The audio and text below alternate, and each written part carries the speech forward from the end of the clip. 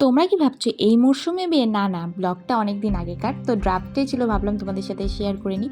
অনেক দিন ধরেই আমার ফাইলে এটা পড়ে আছে। তো এই দিনটা ছিল আমার বান্ধবীর বিয়ের, মানে হ্যাঁ, এই বিয়েটা একটা হঠকারিতা বিয়ে বলতে পারো। ওদের রিলেশনটা অনেক দিনের, আমরা অনেক দিন দেখেছি ওদের দুজনকে একসাথে। বিয়েটা চটজলদি হয়ে গেল, কারণ একজনের অসুস্থতার কারণে তাড়াতাড়ি বিয়েটা হতে হলো আর কি। এই দেখো, এটা হলো সেই কোণে যে লাপি লাপি নাচছে। সত্যি নিজের বিয়েতে একটা এনজয়মেন্ট আলাদাই থাকে। তো ওখানে আমাদের গায়ে হলুদের পর্ব টর্ব শেষ করে এখানে চলে এসেছে এখন বর। আর রাতে এই যে বিয়ের পালা শুরু হয়েছে। আর এই যে আমাদের লাজুক বর, আমি ওকে ডাকছি, এই এই এই কথা বলো, এদিকে থাকো, মানে ও এত লজ্জা পেয়ে আছে, সত্যি কি বলবো। তারপরে ওখান থেকে সব কিছু এত ভিড় বেড়ে গেছিলো, আমরা চলে এসেছিলাম একটু এখানে যেখানে কোণে বসে আছে। এত গরম পড়েছিল, আমরা এখানে বসে বসে একটু কথা বলছিলাম, আড্ডা দিচ্ছিলাম। আর এখানে কিন্তু অনেক আত্মীয় স্বজনরা এসে ওরা কিন্তু সবার সাথে মিট করে নিচ্ছিল। আর এই যে আমার বর এখানে ব্লগটা করে নিচ্ছে। আর এখানে আমরা অনেক কিছু ছবি টবি তুললাম।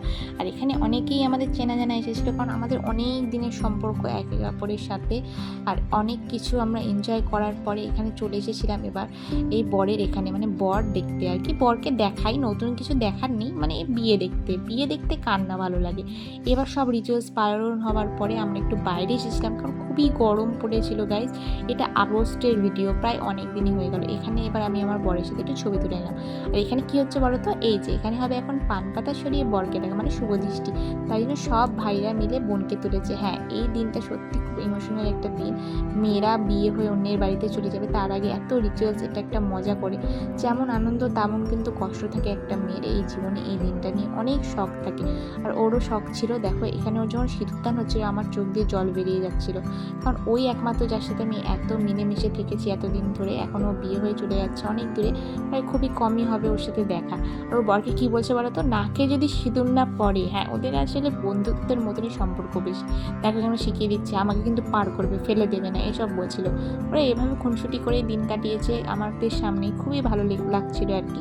তারপর এখানে খুব নাচানাচি করলাম। নাচানাচি করার পর এখানে বর আর বউকে নিয়ে সব রিচুয়ালস করতে চলে আসা হয়েছিল। আর রিচুয়ালসে হচ্ছিল এখানে অনেক অনেক নিয়ম, যেটা আমাদের অনেক নিয়ম হয়ে থাকে, সেগুলো এক একটি সব কমপ্লিট করে নেওয়া হচ্ছিল।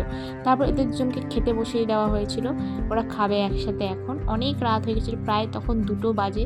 আর মেয়েরা সবাই মিলে এখানে বসেছিলাম, আর এখানে কিন্তু ওদেরকে দেখছিলাম, ছবি তুললাম। তোমাদের ব্লগটা কেমন লাগলো জানিও, আমার চ্যানেলটাকে সাবস্ক্রাইব করতে ভুলো না।